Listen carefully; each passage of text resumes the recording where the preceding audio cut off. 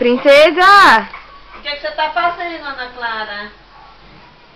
Ana Clara, o que você tá fazendo? Hein, princesa? O que você tá fazendo, bicha do bundão? Cachorrinha! Eu acho que ela tá tentando sair daí, mamãe. Sai, levanta! Ah, tomar banho com mamãe, vá! Nada, vai ficar assim. Olha aqui pra Julie. Vai ficar de castigo aí a noite toda. Olha aqui pra Julie, Clarinha. Clarinha, olha ali pra Julie. Princesa, o que você tá fazendo, hein, princesa? Olha pra Julie.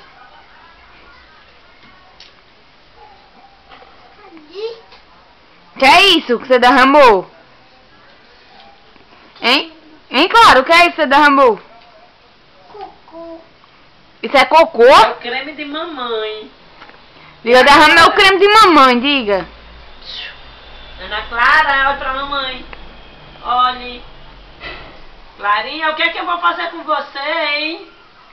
É o que eu vou fazer com você? Não. Hein?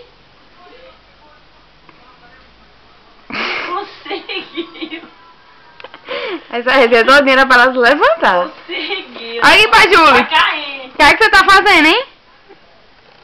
Hein? O que é que você tá fazendo? Não.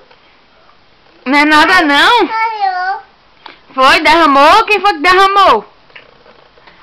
Quem foi que derramou aquilo ali? Quem foi?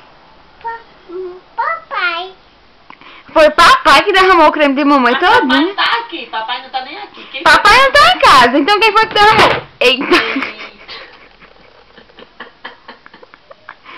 Então diga.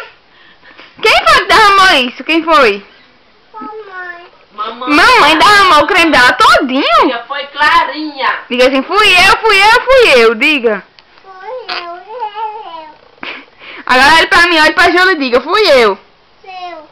Foi? Por que você fez isso? Aqui. Você quer um pente agora? Pra que você quer um pente? Aqui. Ei!